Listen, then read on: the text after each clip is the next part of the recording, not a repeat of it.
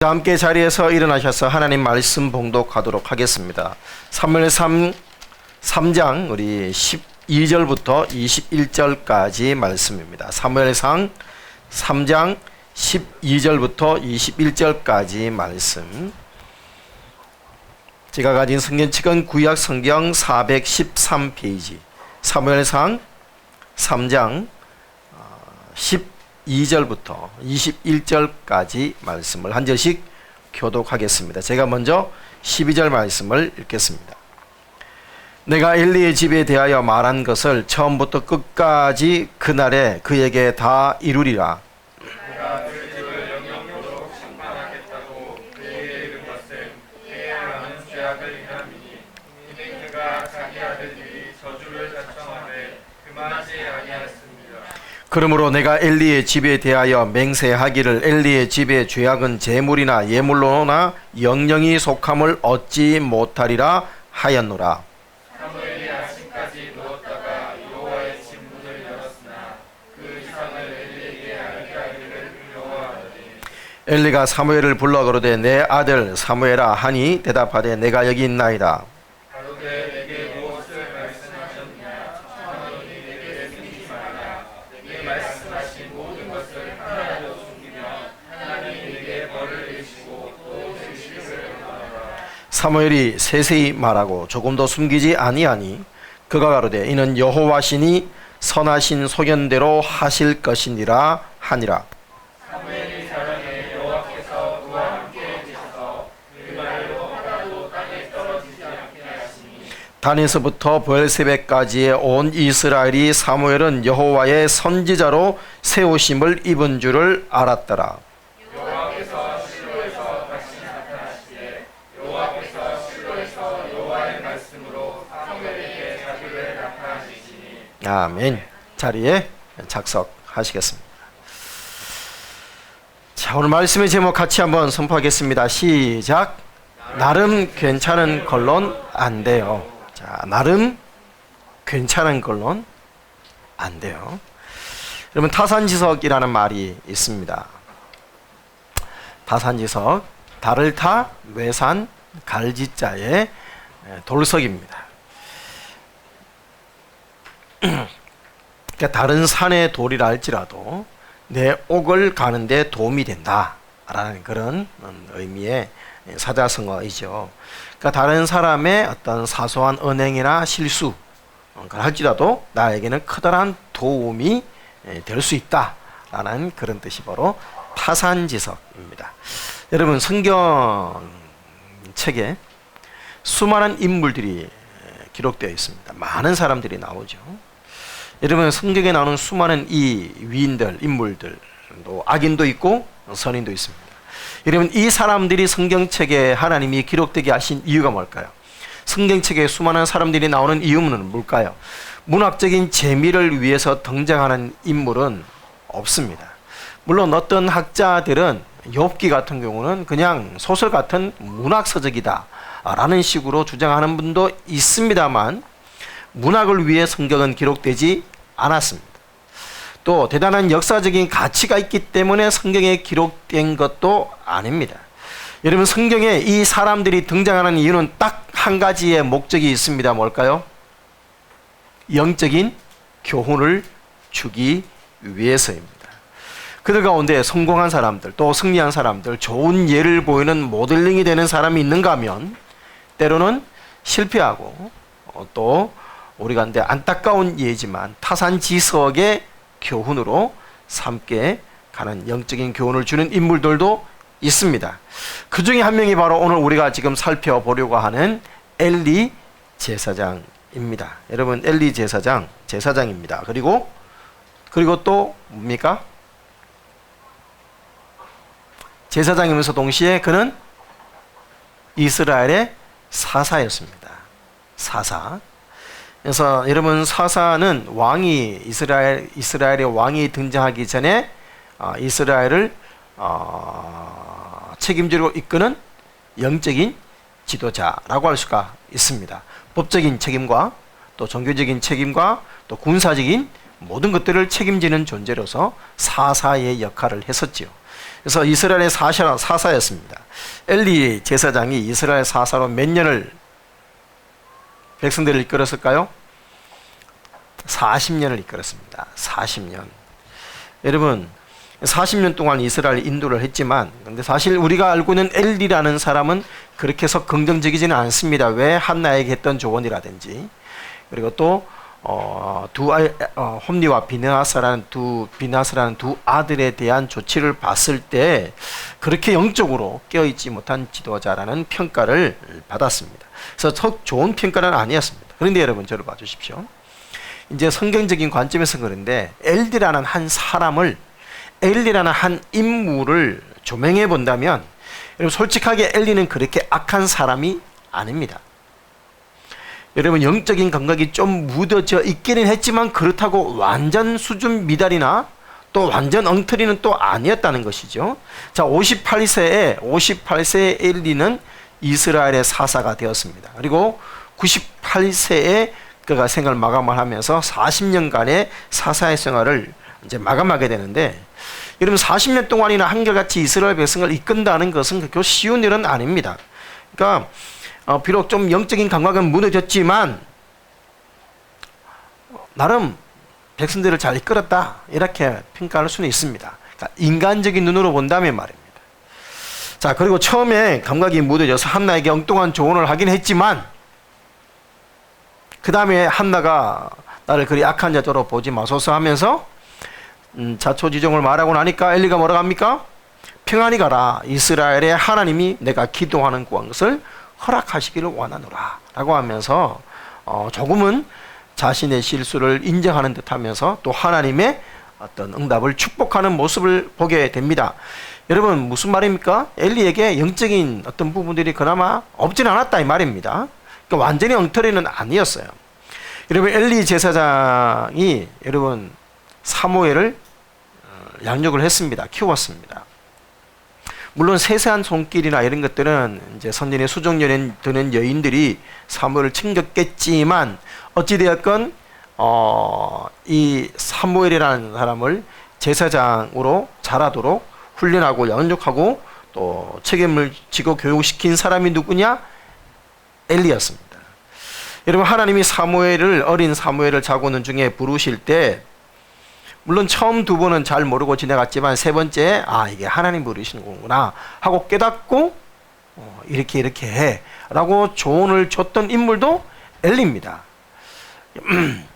만약에 우리 중에 누군가에게 그런 자고 있는데 아빠 부르셨어요 여기 오면 그만큼만 자라 하면서 이렇게 세 번은 그냥 10번까지 좀 귀찮게 하지 말고 나 안 불렀다 쉴 데 없이 하지 말라는 식으로 아니면 제가 요즘 좀 심리적으로 문제가 있나 이런 식으로 받아들일 확률이 상당히 높지 않겠습니까?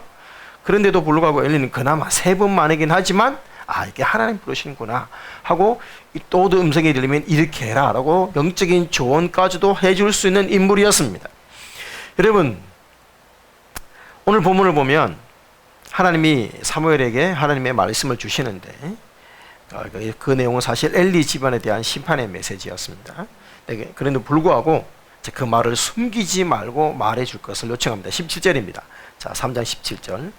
근데 가로되 내게 무엇을 말씀하셨느냐 청하노니 내게 숨기지 말라. 내게 말씀하신 모든 것을 하나라도 숨기면 하나님이 내게 벌을 내리고 또 내리시기를 원하노라. 사무엘이 세세히 말하고 조금도 숨기지 아니하니 그가 가로되 여기서 말하는 그는 엘리입니다. 엘리가 가로되 이는 여호와시니 선하신 소견대로 하실 것이니라.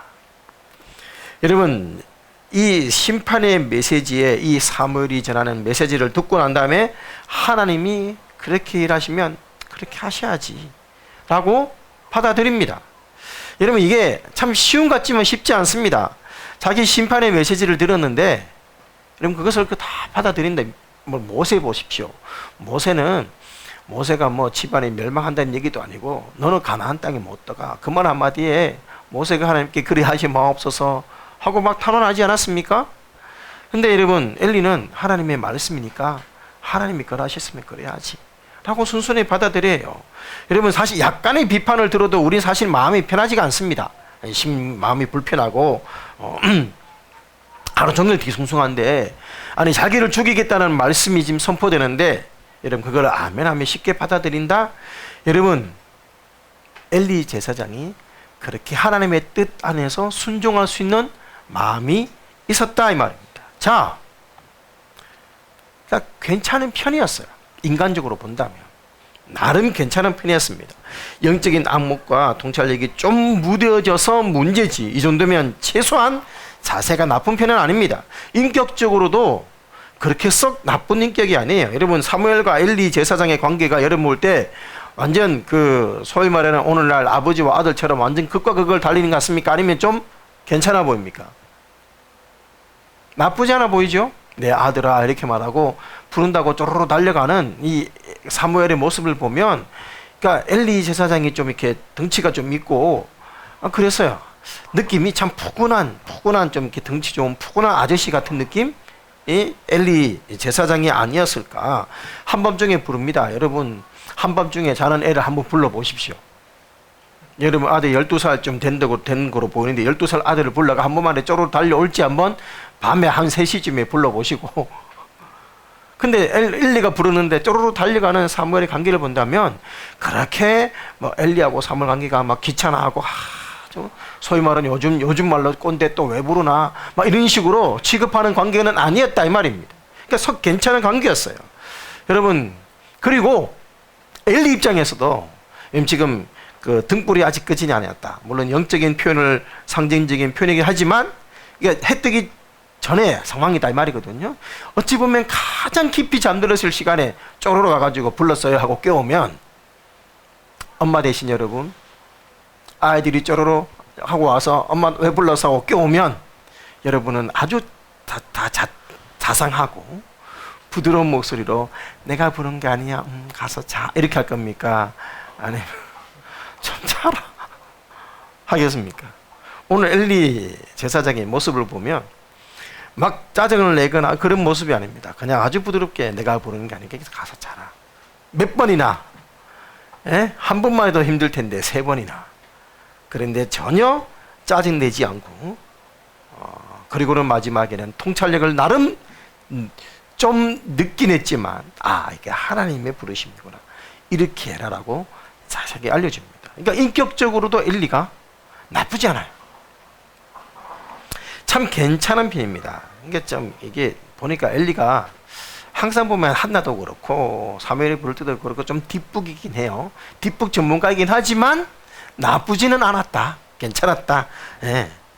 여러분 40년 사사도 오래 했고 사역 마인드도 있었고 인격적으로도 괜찮고 그럭저럭 잘 했습니다.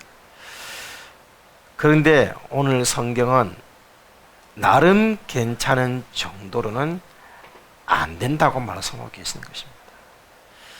오늘 성경은 엘리가 실패한 사람이라고 평가하고 계십니다. 여러분 12절 말씀부터 보십시오. 12절 3장 12절입니다.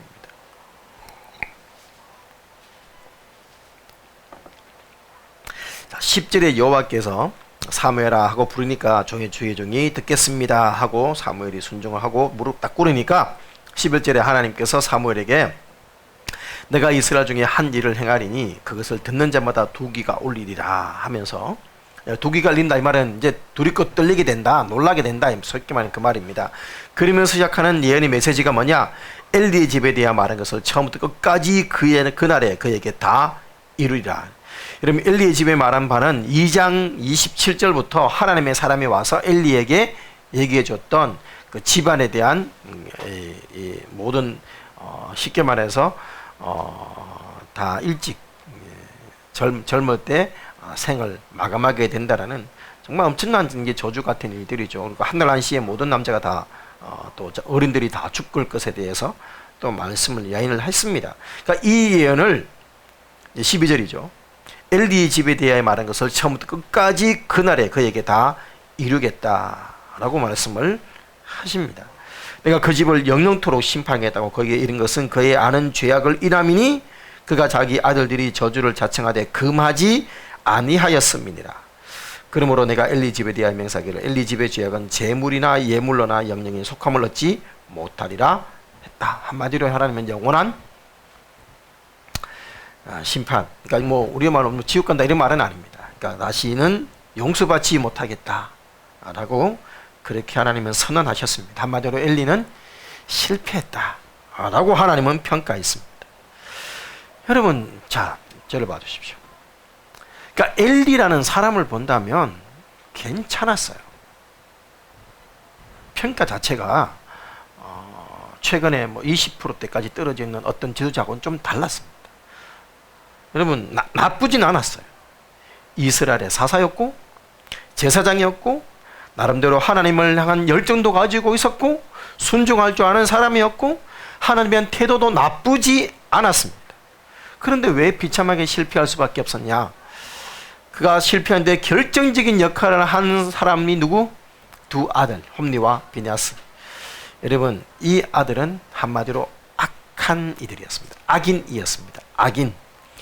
여러분, 자 13절에 보면 내가 그 집을 영영토록 심판하겠다고 그에게 이른한 것은 그의 아는 죄악, 그러니까 엘리도 아는 죄악, 이미 하나님의 사람을 통해서 얘기한 그 죄악 뭡니까? 자기 아들들이 저주를 자청하되 금하지 아니한 것이었다.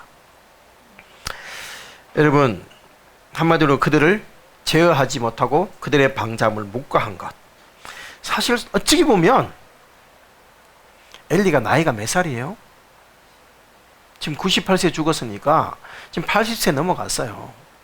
그러니까 이 혈기 있는 이 젊은 아들들을 이 80세가 넘은 노인이 제재가 할 수 있겠습니까? 사실은 어떻게 보면 통제, 제어할 능력 자체가 이미 상세를 버린 상황이었습니다. 그런데도 하나님 그것에 대해서 책임을 엘리에게 물으신 것이죠. 여러분, 자 그렇다면 저를 봐주십시오. 이 엘리의 아들들의 여러분, 그러니까 하나님이 심판의 메시지를 선포하고 하나님께서 엘리를 실패자라고 선언한 이유는 그 본질적인 근본적인 이유는 두 아들 때문만은 아니라는 것입니다. 그럼 뭐가 문제냐? 결국은 관계의 문제였습니다. 관계. 먼저는 하나님과의 관계의 문제였고 둘째는 아들들과의 관계의 문제였습니다. 하나님과 관계가 문제가 있으니까 아들들과의 관계도 문제가 있는 것이지요. 여러분, 한나에게 조언을 할 때 인간적으로는 괜찮을지 모르지만 영적으로는 기도의 깊이를 모르는 사람이었다는 것 이미 살펴봤습니다. 껍데기는 알고 흉내를 낼 줄 아는데 영적인 깊이는 없었다. 한마디로 뭐 하나님과의 교제가 없었다. 기도가 없었다 이 말입니다. 하나님과 관계가 없었습니다. 영적인 안목이 열려있지 않은 것이죠. 여러분, 아무리 그래도 그렇지 술 취한 것과 못하면 구분도 못하겠습니까?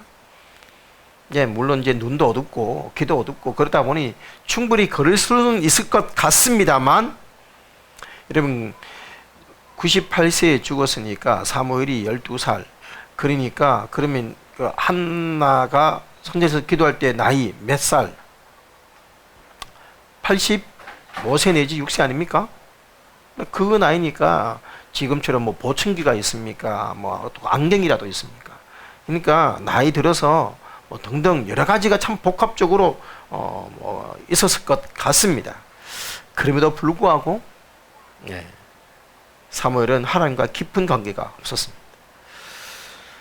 여러분, 한 번 중에 하나님께서 사무엘을 부르실 때에도 문제는 처음부터 엘리에게 직접 말씀한 게 아니고 사무엘을 통했다는 게 문제예요. 왜?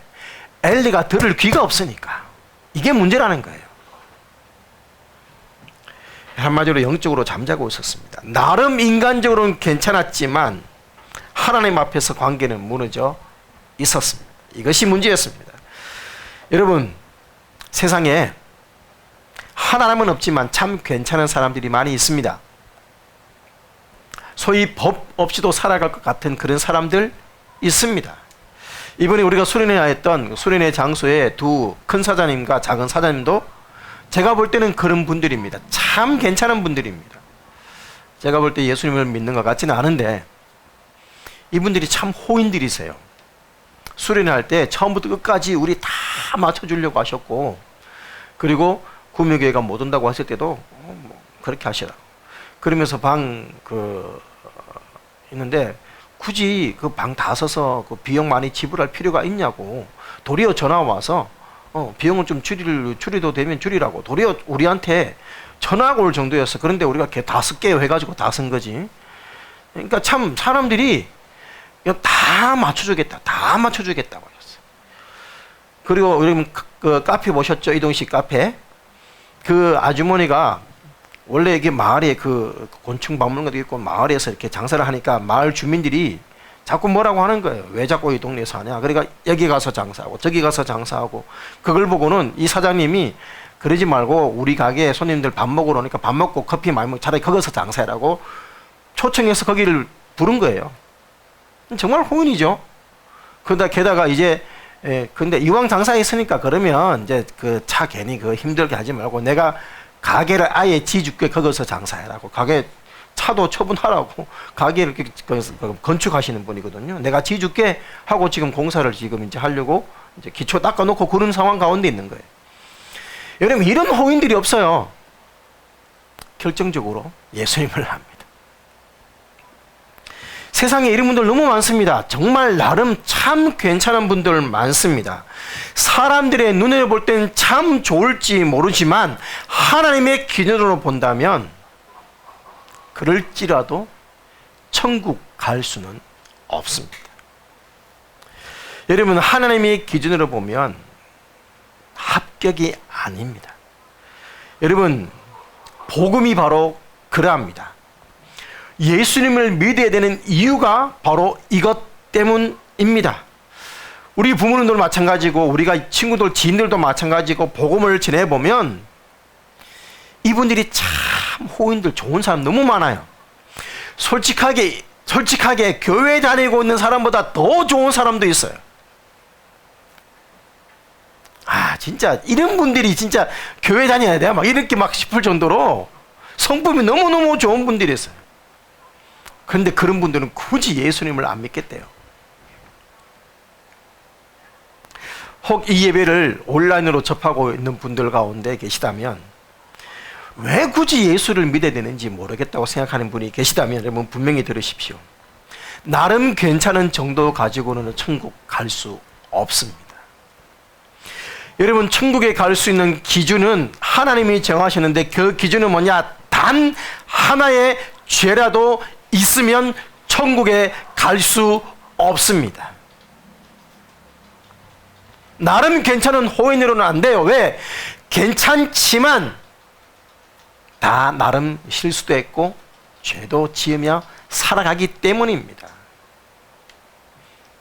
그러나 하나님의 기준은 무죄입니다. 무죄. 죄가 단 하나라도 없어야 합니다. 왜? 하나님은 거룩하신 분이기 때문입니다. 하나님이 계신 곳은 거룩한 장소입니다. 거룩한 하나님이 계신 거룩한 장소에 단 하나밖에 없지만 죄가 있는 사람이 가는 그 순간 그곳은 더 이상 거룩하지 않습니다. 그리고 그 하나님은 거룩하지 못한 하나님이 되기 때문입니다. 거룩은 단 하나의 죄라도 용납할 수가 없는 것입니다. 그러면 교회 다니면 그러면 다 죄 없나? 네. 물론 교회 다닌다고 다 죄 없는 것은 아닙니다. 교회 다닌다고 다 천국 가는 것 아닙니다. 분명히 선언합니다. 교회 다닌다고 나 천국 가겠지 혹 착각하는 분이 계시다면 틀렸습니다. 단 하나의 죄도 없어야 천국 갑니다. 아니 그러면 사람이 어떻게 가능합니까? 예수님께서 부자가 천국 가는 것이 낙타가 바늘귀를 통과하는 것만큼 어렵다고 할 때 제자들이 물었던 질문입니다. 아니 그 사람이 어떻게 그렇게 할 수 있습니까? 그때 예수님 뭐라고 답변하셨냐? 사람으로는 할 수 없으되 하나님은 다 하실 수 있느니라 라고 말씀을 하셨죠. 여러분 사람은 모두가 죄인입니다. 사람은 사람의 노력, 사람의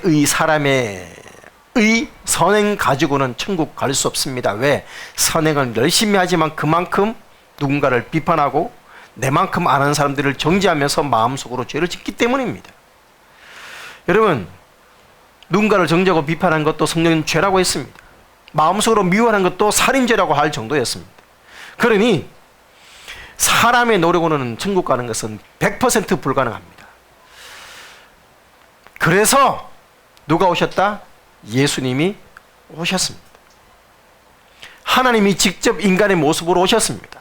하나님이지만 동시에 사람이셨기 때문에 하나님이신 그분은 죄를 안 지을 수가 있으셨고, 세상에서 유일하게 죄가 없는 인간은 하나님이면서 사람인 예수님밖에 없으셨습니다. 그래서 예수님만이 모든 인류의 죄를 대신 담당할 자격이 주어졌고, 예수님은 십자가에서 모든 인류, 저와 여러분의 모든 죄를 대신 짊어지고 죄값을 치르시고 사형 당하셨습니다. 죄값을 치렀기 때문에 일사부재리의 원칙에 의해서 더 이상 죄의 문제는 없어진 것입니다. 남은 문제는 뭐냐? 그 죄가 없어짐의 문제가 적용될 수 있도록 예수님을 믿느냐 믿지 않느냐의 문제만 남아있는 것입니다. 그래서 예수님 외에는 천국 갈 수 없다고 말하는 것이고, 그래서 나름 괜찮지만 그럼에도 불구하고 예수님을 믿어야 합니다라고 말하는 것이지요. 여러분, 이것이 바로 하나님의 기준입니다. 사람들은 예수님은 안 믿으면서 천국은 가고 싶어 합니다. 제가 지난 목요일 날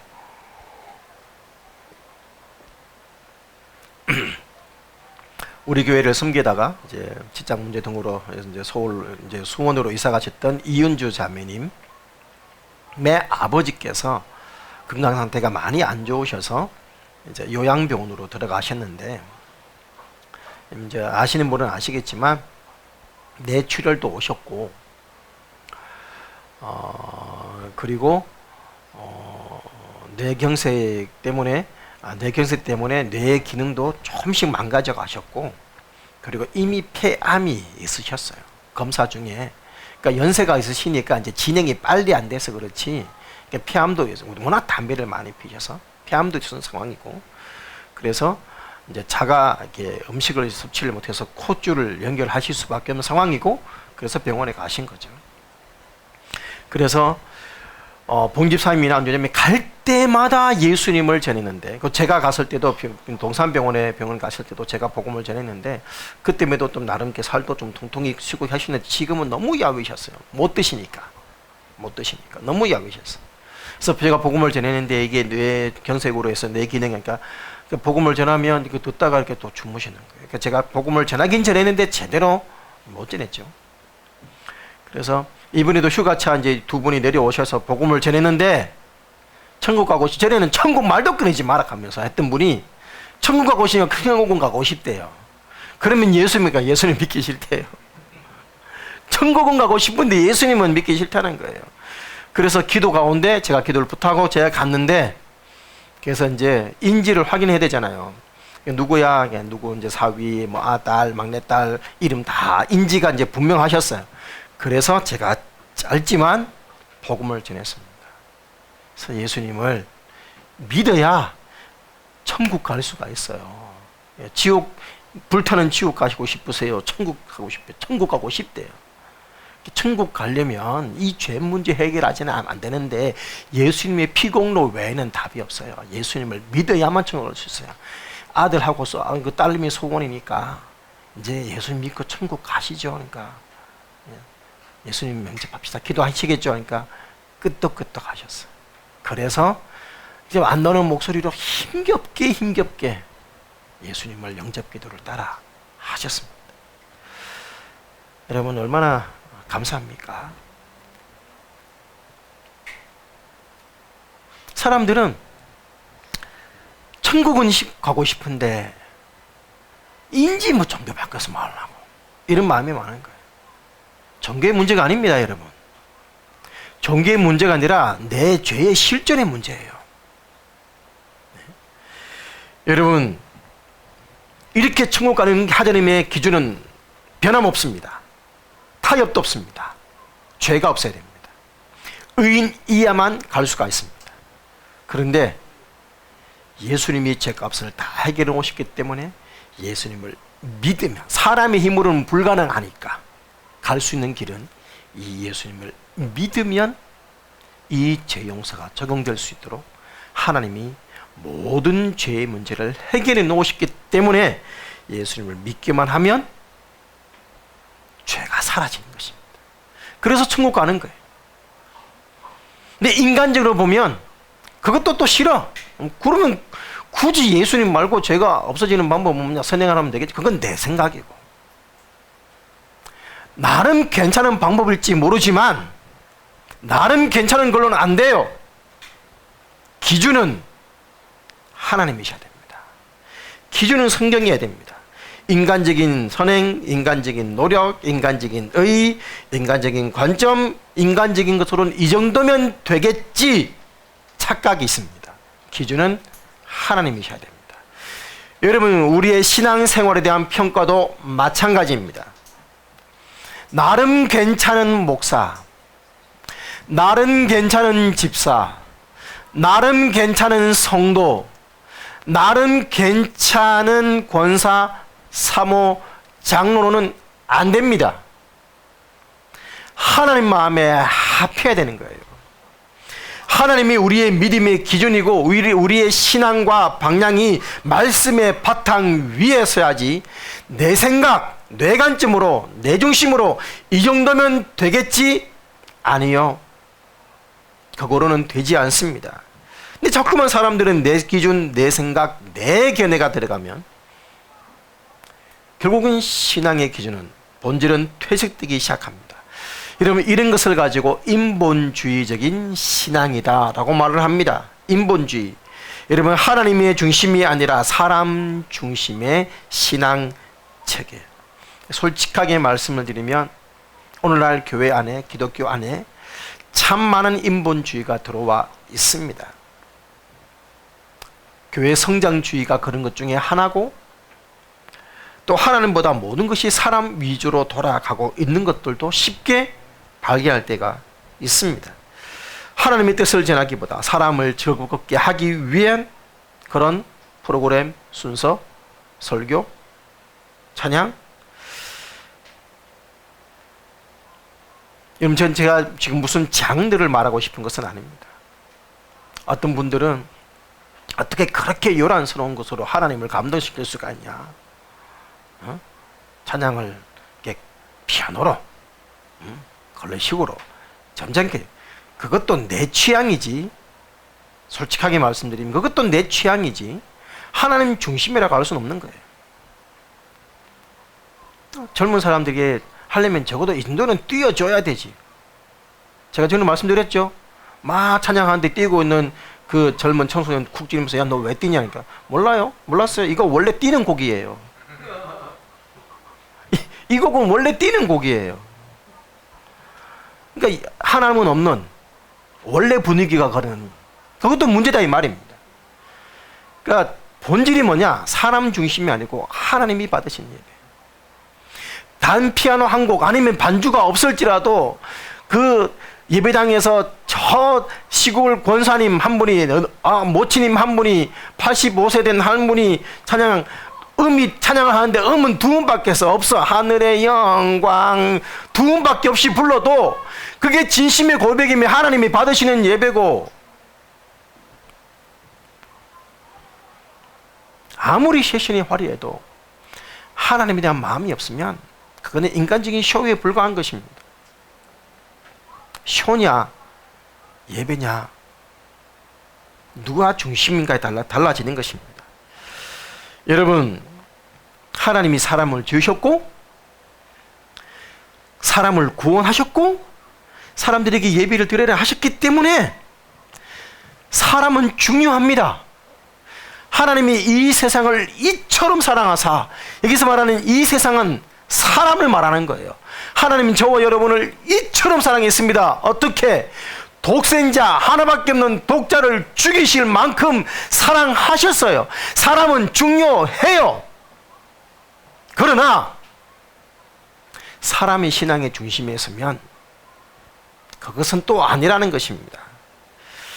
여러분, 그래서 사도 바울은 우리에게 말했습니다. 사람을 좋게 하랴 하나님을 좋게 하랴. 사람을 기쁘시게 하랴 하나님을 기쁘시게 하랴. 내가 사람을 기쁘시게 했으면 하나님의 종이 아니라 사람의 종이다. 여러분, 사람이 아니라 하나님이 기준이셔야 합니다. 하나님이 중심이셔야 합니다. 사무엘의 사역, 여러분 오늘 보십시오. 사무엘 사역. 사무엘이 이제 하나님이 공식적으로 사무엘을 선지자로 세우십니다. 그래서 이 사무엘의 첫 사역이 뭐냐? 엘리 제사장에 대한 심판의 메시지였어. 첫 번째 사역이 심판의 메시지. 그것도 누구? 자기의 영적 아버지. 참 이럴 때 하나님 참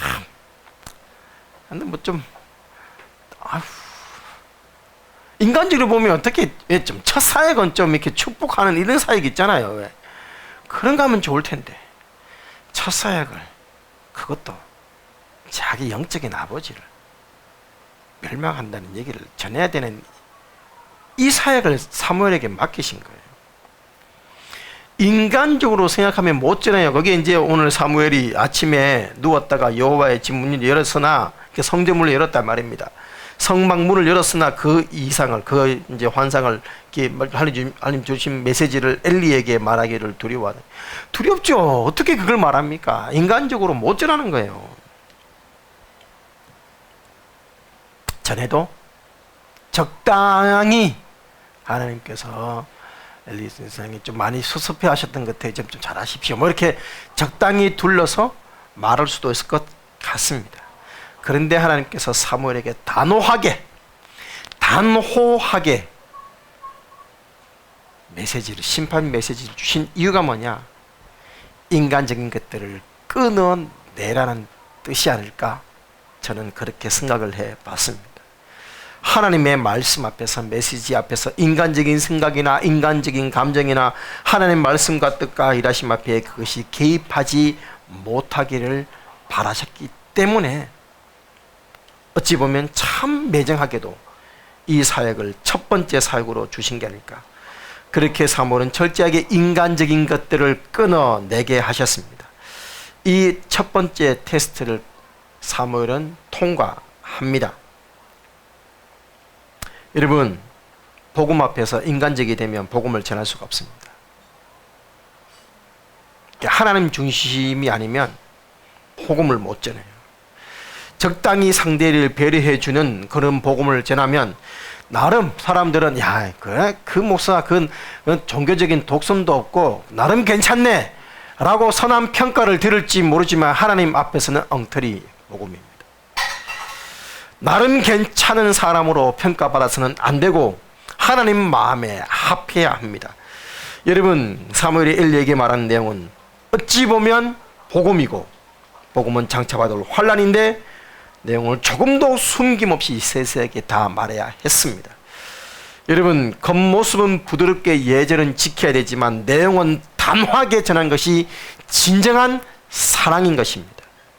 그래서 회개할 기회를 주어서 하나님께 돌아오도록 한 것이 진짜 배려하는 것이고 사랑입니다. 여러분, 그래서 이후에 사무엘이 자라는 동안에 하나님께서 그와 함께 계셔서 그의 말이 하나라도 땅에 떨어지지 않고 다 이루어지게 하셨다. 단에서부터 베엘세바, 다른 말로 얘기하면 할라에서 벳도까지 이 말입니다. 우리나라 전체 삼천리 만방복곡 이런 표현입니다. 이게 상투적인 표현입니다. 그러니까 이스라엘 전체에 온 이스라엘이 사무엘은 하나님께서 세우신 선지자인 줄 알고 받게 되었다. 나이 어린 아이였지만 하나님의 선지자구나 라고 하나님의 선지임을 모든 사람이 알게 되었다. 여러분, 다시 말씀드립니다. 사람은 중요합니다. 사람보다 하나님이 더 우선되어야 합니다. 엘리는 하나님보다 아들들이 우선이었습니다. 많은 사람이 인본주의가 기독교를 진리에서 벗어나게 한다는 것을 지식으로는 알지만 자기도 모르게 그 속에 빠져들어가 있습니다. 이런 현실 속에서 하나님의 뜻에 순종하며 그분이 원하시는 길로 간다는 것이 참 쉽지는 않습니다. 그러나 다시 말씀드립니다. 사람의 기준으로 나름 괜찮은 걸로는 안 됩니다. 하나님의 뜻과 말씀이 기준이고 목표야 되고 하나님의 말씀이 단 하나라도 땅에 떨어져서는 안 되는 것입니다. 위로와 사랑의 말씀뿐만 아니라 때로는 전하기 싫은 복음이라도 남김없이 전해져야 하나님의 말씀인 것입니다. 사무엘은 바로 그 사역을 감당해 내었습니다. 여러분, 우리도 마찬가지 큐티를 합니다. 큐티를 할 때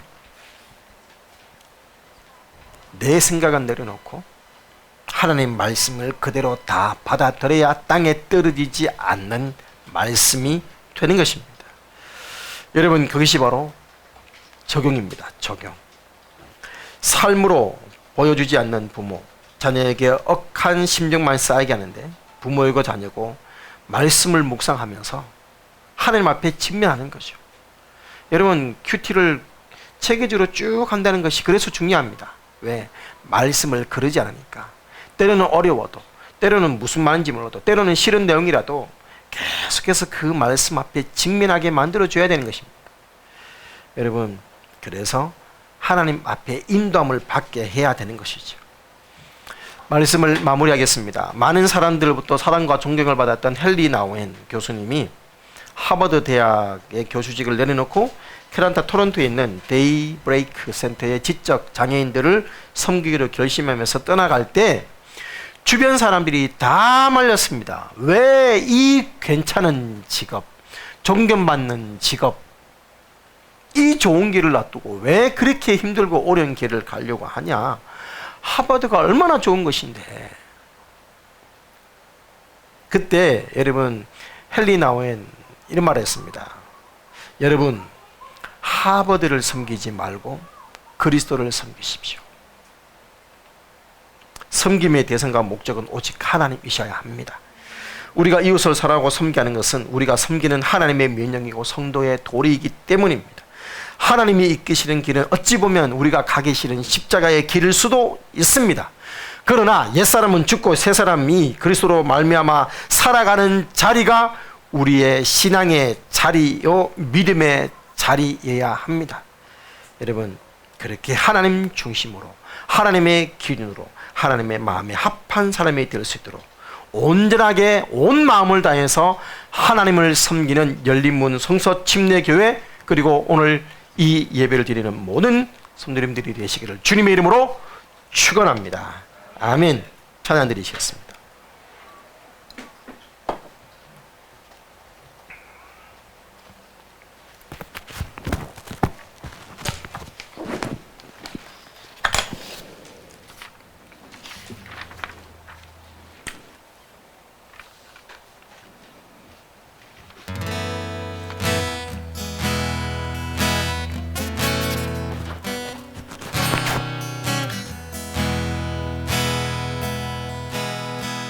주님과 함께하는 이 고요한 시간, 주님의 보좌 앞에 내 마음을 쏟네. 모든 것 아시는 주님께 감출 것 없네.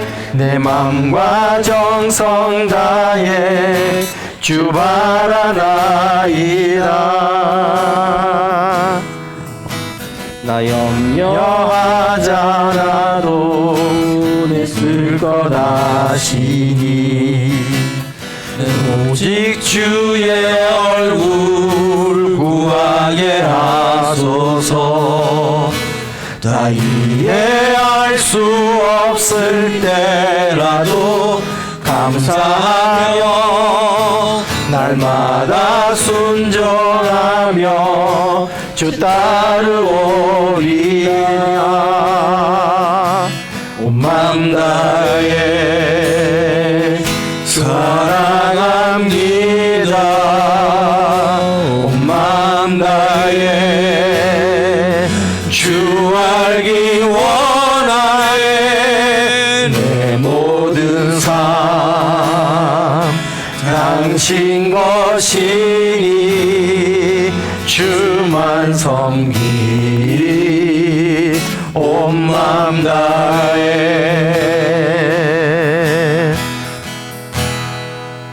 한번 더 고백합니다. 주님과 함께하니 고요한 시간 주님의 보좌 앞에 내 마음을 쏟네. 내 모든 것 아시는 주님께 감출 것 없네. 내 맘과 정성 다해 주 바라나이다. 나 염려하잖아도 내 쓸 것 아시니 나 오직 주의 얼굴 구하게 하소서. 나 이해할 수 없을 때라도 감사하며 날마다 순종하며 주 따르오리라. 온 맘 다해 사랑합니다. 온 맘 다해 주 알기 원하네. 내 모든 삶 당신 것이니 주만 섬기리 온 맘 다해 온 맘 다해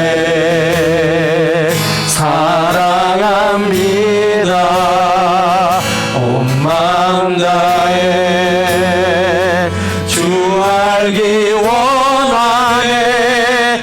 내 모든 삶 당신 것이니 주만 섬기리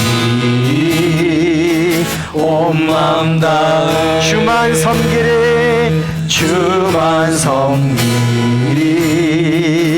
온 맘 다해 주만 섬기리 주만 섬기리 온 맘 다해.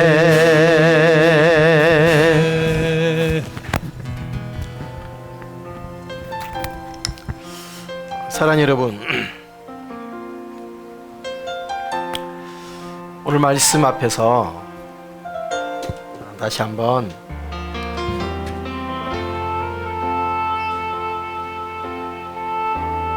우리의 모습을 한번 돌아봤으면 좋겠습니다. 복음을 전하는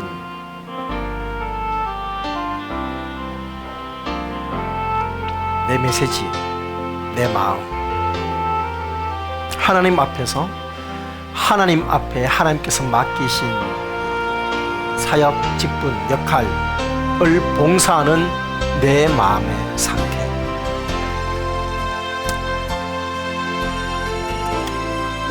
이 정도 해주면 됐지. 이런 적당한 마음으로는 하나님을 기쁘시게 할 수 없습니다. 여러분, 내가 지금 맡고 있는 이 사역, 이 역할을 위해서, 정말 하나님을 위해서, 하나님께 영광 올리기 위해서 최선을 다해서 온 마음을 다해서 봉사하고 섬기는지, 아니면 그저 마지못해 그냥 억지로 하는 것인지. 물론 억지로 하는 것도 가치가 있습니다. 안 하는 것보다는 훨씬 낫습니다. 그러나 그런 상태로 계속 가는 것만은 옳은 것은 아닙니다. 사랑하는 여러분, 나름 괜찮은 성도로는 하나님을 기쁘시게 할 수 없습니다. 오늘 말씀을 준비하면서 제 모습을 돌아보습니다. 나름 괜찮은 목사, 그렇게 평가받고 인정받는 것으로 만족하고 있는 내 모습을 아는지, 여러분, 나름 괜찮은 집사, 나름 괜찮은 성도가 아니라 온 마음을 다하는 하나님이 중심이 되는, 그렇다고 해서 여러분의 모든 생애를 포기하고 선교사가 되라고 하는 거 아닌가 아시죠? 삶의 자리에서 하나님께서 내게 맡기신 역할과 사명들을 충성히 감당하는 것. 세계 선교는 설거지부터 하는 것처럼 내게 주어진 일들의 그 중심을 놓치지 않는 것. 하나님, 이렇게 하나님이 중심되는 신앙, 그런 삶으로, 그런 모습으로 그렇게 하나님을 온 마음을 다해서 섬기게 달라고 오늘 말씀 붙들고 기도하도록 하겠습니다. 기도하시겠습니다. 살아계신 아버지, 감사합니다. 하나님의 은혜 앞에 오늘도 아버지 귀한 마음들을 내어드리며 주 앞에 기도하며 나왔습니다. 아버지, 오늘 말씀 앞에서 다시 한번 우리의 모습들을, 우리의 신앙의 모습, 내 신앙의 모습, 내 섬김의 모습, 내 사역의 모습, 내 직분의 모습을 다시 한번 돌아봅니다. 하나님 아버지, 도와주십시오.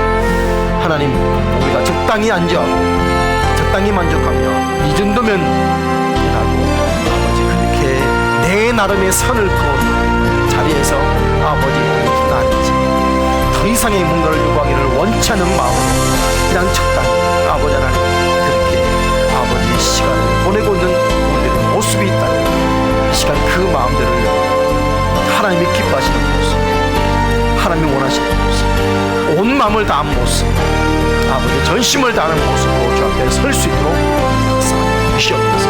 하나님 말씀이 선포될 때 그 말씀 앞에 기분 나빠하며 거절하는 것이 아니라 아버지 그 말씀을 온전함으로 받을 수 있는 이 겸손한 회개의 마음들을 허락해 주시옵소서. 아버지, 이 안전한 마음들이 아니라 아버지 주님 앞에 기쁘시게 할 수 있도록 하나님의 마음에 합한 사람, 아버지 그것을 향해서 목표로 달려갈 수 있도록, 어떻게 사람이 그렇게까지 할 수 있다고 적당히 선을 끄는 것이 아니라, 한계를 내가 정하는 것이 아니라 한계를 넘어 기뻐하는 목표로 달려갈 수 있도록 도와주셔서, 그래서 하나님을 기쁘시게 하며 주님 앞에 될 수 있도록 온 마음을 다한 아버지 신앙과 모습과 복음과 아버지 사역의 주님 은혜를 허락하여 주시옵소서. 아버지 감사합니다.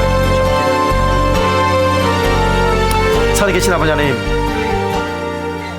나름 괜찮은 정도에서 만족하는 것이 아니라 아버지 하나님, 우리가 할 수 있는 삶의 영역, 삶의 자리에서 그 중심을 하나님께 두고 하나님을 향한 마음으로 달려갈 수 있게 도와주시옵소서.